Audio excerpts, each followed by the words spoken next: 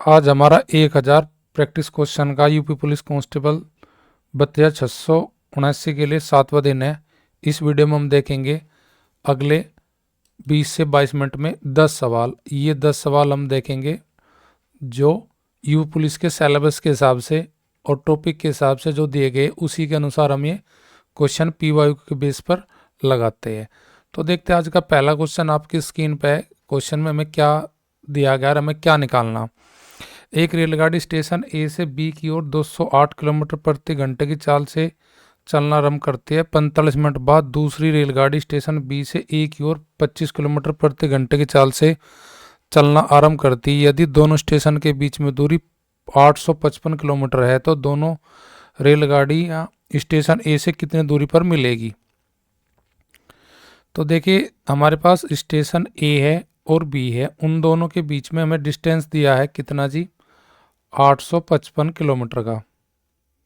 855 kilometre के बीच में दूरी है। एक ट्रेन चलती है ए से कितने किलोमीटर प्रति घंटे चाल से, 208 किलोमीटर प्रति घंटे की चाल से, और बी से चलती है एक रेलगाड़ी आपकी 25 किलोमीटर प्रति घंटे की चाल से, पर वह चलती है 45 मिनट बाद। जब बी की साइड से चलनी स्टार्ट हुई थी ट्रेन, जब ट्रेन ने ए वाली साइड से 45 किलोमीटर में जो दूरी तय कर ली वो हमें सबसे पहले देखनी है।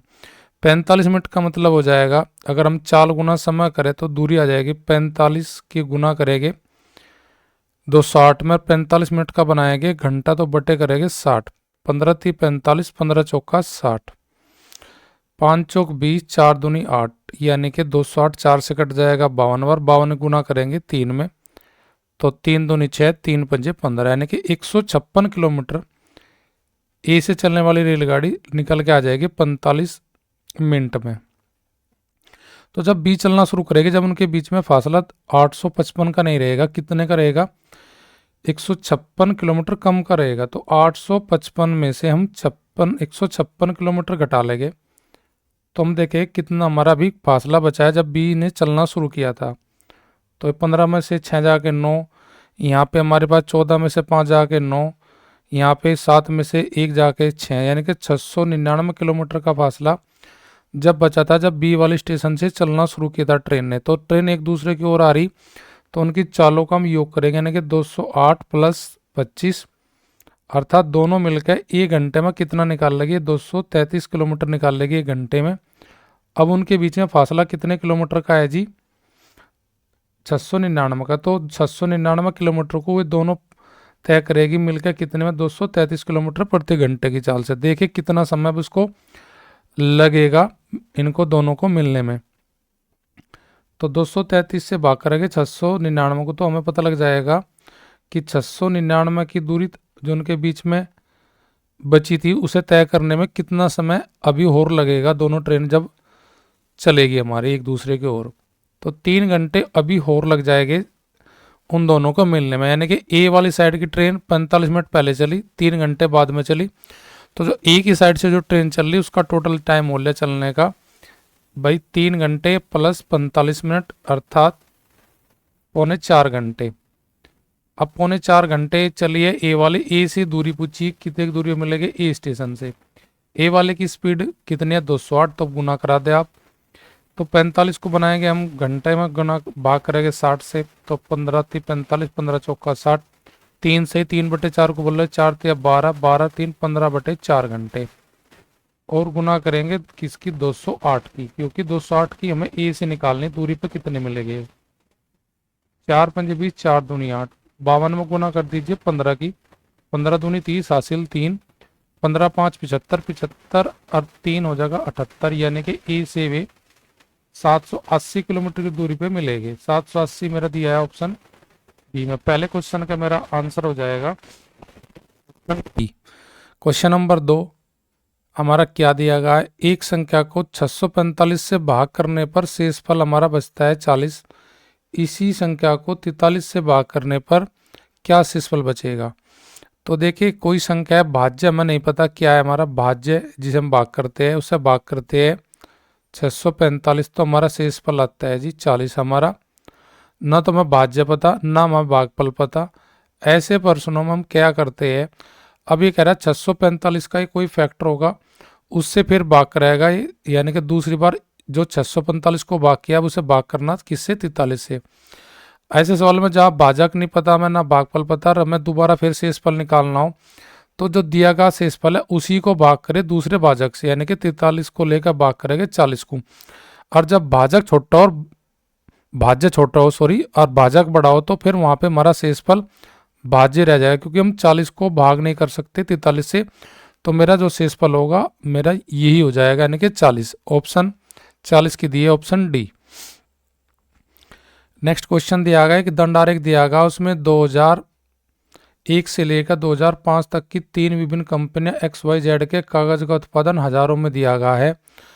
5 वर्षों के लिए किस कंपनी का औसत उत्पादन सबसे कम था? बहुत इजीएस्ट क्वेश्चन है, बहुत इजी क्वेश्चन है। देखिए, सबसे कम उत्पादन, औसत उत्पादन पूछा, कहाँ सबसे कम का मतलब जिसका योग सबसे कम होगा उसका औसत भी कम होगा, और जिसका योग ज्यादा होगा उसका औसत भी अधिक होगा। अगर यहाँ कम देख के हम करें, चेक करते हैं, देखो यहाँ पे एक्स के लिए ब्लू दिया गया, रेड के लिए वाई और ग्रीन में दिया जेड। अगर एक बार देखें तो 2001 में सबसे कम किसका योग है? ग्रीन वाले का। 2002 में भी किसका योग कम है? ग्रीन वाले का। 2003 में भी किसका योग कम है? ग्रीन वाले का। 2004 में भी ग्रीन वाले का योग कम है, और 2005 में योग किसका कम है? ग्रीन वाले का। तो कहने का मीन्स हुआ जिसका योग यहाँ में कम दिखाई दे रहा उसका औसत ही कम होगा। तो ग्रीन वाला कौन सी कंपनी हमारी? जेड। तो सबसे कम उत्पादन जो होगा औसत का वो होगा कंपनी जेड का। अगर अधिक पूछा जाता तो देखिए यहाँ पे रेड वाली जो है ना, रेड वाली सभी में अधिक है, तो सबसे अधिक अगर औसत पूछता किस कंपनी का, तो फिर मेरा हो जाता है वाई का उत्पादन। तो क्वेश्चन नंबर 2 के लिए मेरा ऑप्शन हो जाएगा ऑप्शन ए।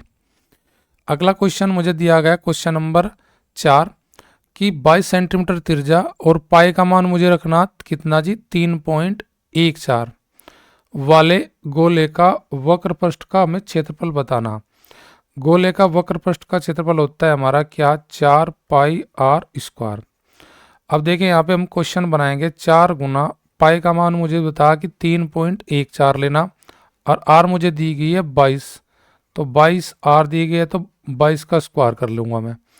अब यहाँ से मैं इसको सोल्व करूँगा तो इसे सोल्व करने में मेरा आंसर प्राप्त हो जाएगा, पर लेकिन हम इतनी गुना करने के लिए, फास्ट गुना करने के लिए क्या करते हैं, देखिए एक बार हम यहाँ पे गुना करेंगे तो देखो 4 चौक 16, हमारे पास बच गए कितना? हमारे पास बचा जी हासिल में 1, 4 कम 4, 4 और 1 हो जाएगा मेरे पास 5, 4 तिया 12, यानी कि 12.56 मेरा आ गया। यहाँ पे फिर गुना करूंगा 22 की 22 में 22 का स्क्वायर, यानी कि 484।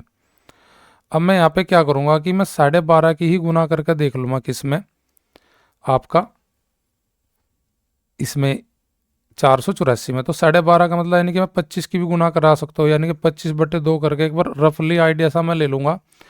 तो 2 यहाँ पे इसे डिवाइड करेगा 484 कितने बार? 2 4 2, 25 की गुना कर दूंगा, 25 दूनी 50, और मेरे पास हासिल रह गया 5, 25 चौका 100 और 5 105 हासिल लग गया 10, 25 की 2 में करूँगा 50, 50 और 10 मेरा हो जाएगा 60, यानी कि मेरा जो आंसर आएगा वो 6050 के आसपास आएगा, क्योंकि मैं 12.5 ले आया, 5.6 मैंने छोड़ दिया है। तो यानी कि मेरा जो आंसर आएगा वो 6050 के आसपास की ऑप्शन मेरे पास है कौन सी?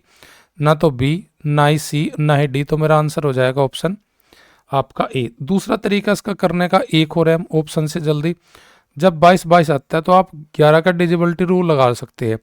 11 का रूल लगा के आप देख लेते हैं कौन सी ऑप्शन 11 से कटती है, वो भी हमारा आंसर जल्दी से निकाल सकते हैं ऑप्शन के थ्रू भी, बिना हम सूत्र लगाए भी। क्वेश्चन नंबर 5, यदि किसी गुणोत्तर श्रेणी यानी कि जीपी में पहला पद 12 है, सर्व अनुपात 5 है, इसके 4 पदों का योगफल ज्ञात कीजिए। देखिए जीपी का अगर हमें योग निकालना होता है जीपी में, गुणोत्तर श्रेणी में, तो उसका मेरे पास फॉर्मूला होता है a इंटू आर की पावर n-1 बटे r-1, यानी कि मेरा पहला ए का मान पहला पद, आर का मतलब अंतर, और एन का मतलब यानी कितने पदों का मुझे योग निकालना। पर लेकिन हम इस सूत्र से इस सवाल को नहीं निकाल लगे, क्योंकि SN का अगर हमें यहाँ पर फॉर्मूला निकालना तो ये मेरा फॉर्मूला लगा के हम बना सकते हैं। पर लेकिन मैं इसे ईजीएस्ट तरीके से भी कर सकता हूँ।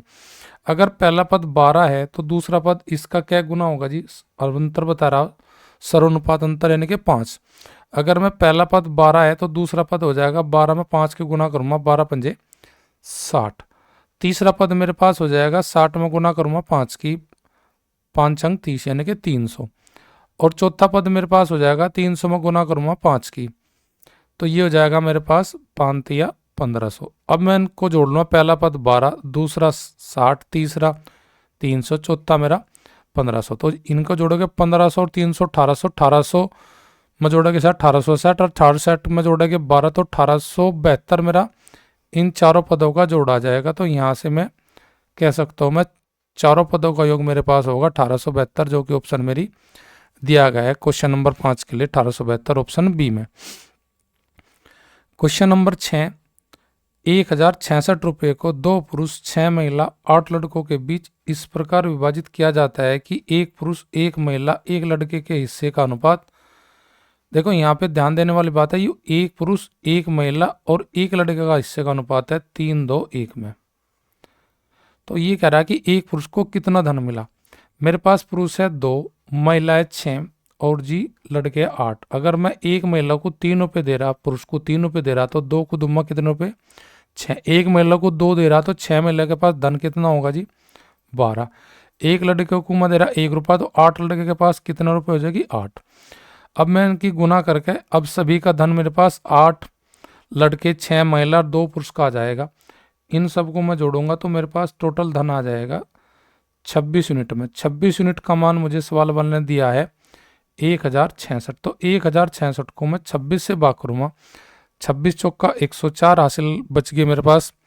106 में से 4 घटाएंगे 2, 2 के पीछे रखूंगा 6, तो 26, 26 से कम 26, यानी कि 1 यूनिट का मान मेरे पास है जी 41। मुझे निकालना है जी 1 पुरुष का धन। 1 पुरुष का जो धन है उसका अनुपात है जी 3। तो मैं अगर 3 यूनिट का मान जो है, 1 यूनिट का मान जो है, 1 यूनिट का जो मान है उसकी गुना कर दूँ 3 में, तो मेरा आंसर आ जाएगा 1 पुरुष के धन का। तो 3 गुना 41 करूँगा तो 1 पुरुष का जो धन आएगा वो आएगा जी 123 रुपये। 123 मेरा ऑप्शन डी में दिया गया है। Next question, question number 7, Akbar अपने 14 साल 15 साल के 2 बेटों के लिए 44,100 रुपये वसीयत छोड़ता है। 17 वर्ष की आयु प्राप्त करने पर 10% चक्रवृद्धि ब्याज की दर से समान राशि प्राप्त होती है, यानी कि दोनों का मिश्रधन समान प्राप्त होता है जब ये दोनों 14 साल का और 15 साल का 17 वर्ष की आयु प्राप्त कर लेता है। छोटे बेटे का वर्तमान हिस्सा कितना है। तो देखिए इन सवालों को बनाने का तरीका क्या होता है, सबसे पहले उनकी आयु लिखिए, कै साल के है। एक है 14 साल का, दूसरा है जी मेरा 15 साल का। उनकी आयु में अंतर कितना है, सबसे पहले आप ये देखिए, अंतर है उनमें 1 वर्ष का जी। बस आपको कितने साल में कितने बराबर मिलेगा वो आप क्या भले नेगलेक्ट भी कर दीजिए। तो जितनी दर चल रही पहले उस दर का परसेंट का आप भिन्न बना लीजिए। भिन्न बनेगी 10% की 1/10, यानी कि 10 का बन जाएगा 11। तो जो ये 10/11 जो मेरा भिन्ना है, इसमें हम कह सकते हैं 10 अनुपात, इसे बोल सकते हैं 11:10 जी। अब बड़े वाले लड़के को हम बड़ा अनुपात देंगे यानी कि 11 का, और छोटे को देंगे छोटा अनुपात। और देखिए जो 10/11 बना उसको हम जो उनकी आयु का जो अंतर है उसकी पावर बनाएंगे, यानी कि 11/10 अगर अंतर आता 2 साल का उनकी आयु में तो 11/10 का स्क्वायर करते, अगर 3 साल का अंतर आता तो 11/10 का घन करते, वही हमारा अनुपात होता है। यहाँ पे मेरा अंतर आ 1, तो 11/10 का जो हमारा पावर है वो 1 है, तो वो अनुपात मेरा हो जाएगा 11/10। अगर यहाँ किसी कारण 11/10 की पावर 2 होता तो फिर मैं लिखता अनुपात 121:100। तो देखिए अब इन दोनों का योग कर लेंगे हम। क्यों कर लेंगे, हमें दोनों का योग दिया है धन का यहाँ पे, तो इन दोनों का योग हो जाएगा 10 और 11 का 21, यानी कि 21 यूनिट में धन रखा है मेरा कितना जी, 44,100 रुपये। अब 44,100 रुपये को मैं किस से भाग कर दूँ, 21 का स्क्वायर होता है जी 400, 41, तो ये हो जाएगा मेरे पास 1 यूनिट का मान 1100 रुपये। मुझे निकालना जी छोटे बच्चे का। छोटे बच्चे का अनुपात मेरे पास क्या है जी 10 का, यानी छोटा कौन सा है जो 14 साल का, उसका अनुपात है 10। तो 10 में गुना करा दीजिए आप 2100 की, तो आपका आंसर आ जाएगा कितना 21,000 रुपये, यानी कि छोटे वाले को 21,000 रुपये दिए। 21,000 के ऑप्शन मेरे पास ऑप्शन डी में दी गई है। तो ऐसे क्वेश्चन को बनाने के लिए जो आयु का अंतर है उस अंतर को बनाएंगे पावर किसकी, जो मेरी फ्रैक्शन होगी किसकी, जो परसेंट मुझे सवाल में दिया गया है। नेक्स्ट क्वेश्चन, 8वां क्वेश्चन, अंकों की वह छोटी से छोटी संख्या ज्ञात कीजिए जो 10, 11, 20, 22 से भाग करने पर 8 शेष रहता है। सब बेसिक तरीका क्या है, जो संख्या दे रखी है इनका एलसीएम निकाल के उसमें जोड़ दीजिए 8। ये तो है बेसिक तरीका। अब इन संख्या का एलसीएम निकाल लीजिए और एलसीएम में जोड़ लीजिए 8 पर। लेकिन हम बेसिक तरीके से नहीं करेंगे, बिना बेसिक तरीके से भी जल्दी ही कर लेंगे। जिन संख्याओं के बाद में जीरो होती है, यानी कि 10 और 20 के जीरो है, तो वे संख्या हमेशा उसे काटेगी जिसके बाद में हमारा जीरो होगा। शेषफल 8 बचा रहा, तो जीरो में 8 जोड़ के तो हम बोलेंगे 8। जिस संख्या के बाद में इकाई अंक 8 है वही मेरा आंसर हो जाएगा। और 8 केवल मेरी ऑप्शन ए में दी गई है, तो मेरा आंसर हो जाएगा 1108। वह संख्या होगी जो 10, 11, 20, 22 से भाग करने पर प्रत्येक दिशा में 8 शेष देगी मुझे। क्वेश्चन नंबर 9, कोई वस्तु बेचकर किसी दुकानदार को 10% की हानि होती है। तो देखो नो लॉस नो प्रॉफिट वो होता है हमारा करियर मूल्य यानी कि सीपी, और सीपी हमेशा परसेंटेज में माना जाता है जी हमारा 100%। अगर हमें 10% की हानि हो रही तो उस वस्तु को हम बेचेंगे 10% की, अगर हम हानि से देते हैं उसको बेचेंगे परसेंट में हम 90% में। पर लेकिन वो कह रहा है कि सवाल में कि आप अगर 625 रुपये उसके बढ़ा दे तो आपको 15% का लाभ होगा। 15 का लाभ होने का मीन्स जो वस्तु 100% में वह जाएगी 115% में। जो वस्तु हानि पे जा रही थी 90% में, यानी कि 10% की हानि पे जा रही थी अर्थात 90% में जा रही थी, वह 115 में कब जाएगी, जब हम 625 रुपये बढ़ाएंगे। 625 रुपये बढ़ने का मतलब है 90 और 15 का अगर हम अंतर लेके लगाए तो हमें पता लगेगा कि हम 625 जो है वो कितना परसेंट बढ़ाता है हमारा। 625 रुपये जो है वो हमारा 25% बढ़ाता है, तो 25% की वैल्यू 625 रुपये के इक्वल हो जाएगी। मुझे निकालना करियमूल, करियमूल का मतलब 100%, तो मुझे 100% की मुझे वैल्यू निकालनी। तो 25 का 4 गुना होता है मेरा 100, तो मैं इधर भी 4 की गुना करा दूँ तो मेरे पास करियमूल आ जाएगा 5 चौक 20, 4 दूनी 8 और 2 10, हासिल लग गए 1, 4 6 24 और 1 25, यानी कि उस वस्तु का करियमूल है जी 2500 रुपये। 2500 मुझे दी गई है ऑप्शन किस में, फर्स्ट में। आज का लास्ट क्वेश्चन, क्वेश्चन नंबर 10, ये यूपीएसआई 2021 में मुझे क्वेश्चन पूछा गया था। 2021 के एग्जाम में जो मेरी यूपीएसआई की एग्जाम था वही क्वेश्चन मैंने सेम इट आपके लिए लेकर आया उस प्रैक्टिस सेट में। 127, 141, 147, 162, 177 को 27 जो यह पूरी गुना है, इसको अगर मैं भाग करूँ किससे 27 से, तो मेरा पूछा उसने क्या शेषफल क्या प्राप्त होगा। अब देखिए 27 छिक्का, जब 27 में हम 6 की गुना करते हैं तो 7 संग 42 की 2 हासिल 4 दूनी 12, 12 4 16, यानी कि 27 से 162 कंप्लीट कट जाएगा, तो कंप्लीट कट जाएगा तो मेरा शेषफल भी क्या बचेगा, शून्य। तो शून्य मेरी कौन सी ऑप्शन में दी गई है, ऑप्शन डी में। तो आज की जो हमारी क्लास है वो यहीं पे समाप्त होती है 10 क्वेश्चनों की। आज हमारा दिन था 7, इससे पहले 6 लेक्चर भी हमारे आ चुके हैं यार। ये डेली का लेक्चर दोपहर 3 बजे हमारे आते हैं प्रतिदिन।